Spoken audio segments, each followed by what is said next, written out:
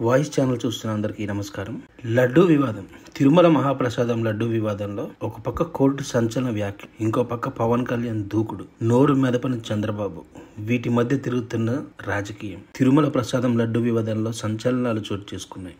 ప్రాయశ్చిత దీక్షని పవన్ కళ్యాణ్, సంప్రోక్షణ అని చెప్పేసి టెంపుల్లో, అలాగే చంద్రబాబు చేసిన పాపాలను కడుగుతామని చెప్పేసి వైఎస్ఆర్సీపీ, రాజకీయాల్లోకి దేవుడిని ఎందుకు లాగుతున్నారు అని చెప్పేసి సుప్రీంకోర్టు. మనం నిన్న మొన్నట్లు న్యూస్ చూస్తూనే ఉన్నాం.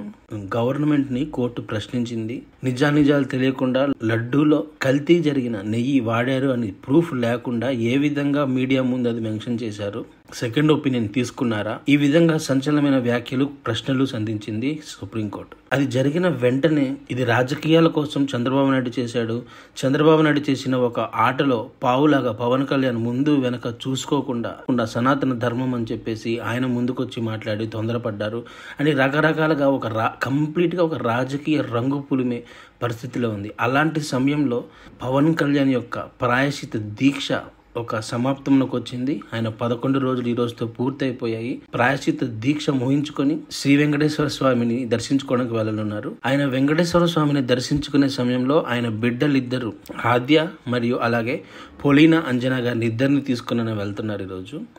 ఇక్కడ పొలీనా హిందూ కాదు, మైనర్ బాలిక.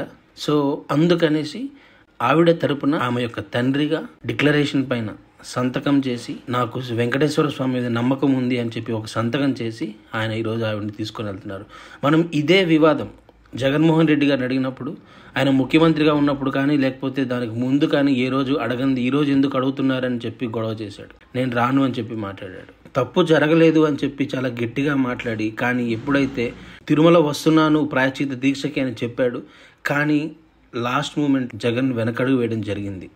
ఎందుకు అంటే డిక్లరేషన్ పైన సంతకం పెట్టాలి, దేవుడు శ్రీ వెంకటేశ్వర స్వామి పైన నమ్మకం ఉంది అని చెప్పి డిక్లరేషన్ పైన సంతకం పెట్టడానికి ఇన్ని రోజులు లేని కొత్త రూల్ ఏంటి అని చెప్పి ఆయన అన్న ప్రకారం టెంపుల్కి వచ్చి పూజ చేయడం అనేది మానేశాడు. ఇప్పుడు కోర్టు వ్యాఖ్యల అనంతరం పవన్ కళ్యాణ్ రేపు ఒక డిక్లరేషన్ని ప్రవేశపెడుతున్నారు. ఈ డిక్లరేషన్ ఏంటిది అంటే, ఇది ఒక్క తిరుపతి మహాప్రసాదం గురించో లేదా ఇంకేదో ఒక టెంపుల్ గురించో కాదు, కంప్లీట్గా సనాతన ధర్మము, అలాగే హిందూ టెంపుల్స్, వాటి మీద జరుగుతున్న దాడులు అండ్ అలాగే దేవుడి విగ్రహాల ధ్వంసాలు, దేవాదాయ భూములు, అలాగే భక్తుల యొక్క మనోభావాలు, ఈ విధంగా మన సనాతన ధర్మాన్ని కాపాడుకోవడానికి ఏ విధంగా ముందుకు వెళ్ళాలి అనే ఒక డిక్లరేషన్ అనేది తీసుకురాబోతున్నారు. రేపు జరగబోయే వారాహి విజయ యాత్ర యొక్క మెయిన్ గోల్ ఏంటిది అంటే, సనాతన ధర్మ పరిరక్షణ బోర్డు అనేది కావాలి. It is the need of the hour. Any రిలీజియన్కి ఒక బోర్డు అనేది ప్రొటెక్షన్గా ఎలా ఉందో అలాగే సనాతన ధర్మానికి కూడా ఒక బోర్డు అనేది ప్రొటెక్షన్గా కావాలి. ఈ రోజు ఎందుకు మాట్లాడుకుంటున్నాము అంటే, చివరికి రాజకీయాలు అనేవి తిరుమల దేవస్థానం వరకు వచ్చాయి కాబట్టి మనం ఈ క్షణంలో అట్లీస్ట్ నవ్వు మనం రెస్పాండ్ అవ్వాలి. ఇప్పటికిప్పుడు ఇంకెవరు కూడా రాజకీయాలు చేయకుండా ఉండాలి అంటే ఈ క్షణమే సనాతన ధర్మానికి ఒక ప్రొటెక్షన్ బోర్డు అని రావాలి అని చెప్పేసి ఆయన డిక్లరేషన్ తీసుకొస్తున్నారు.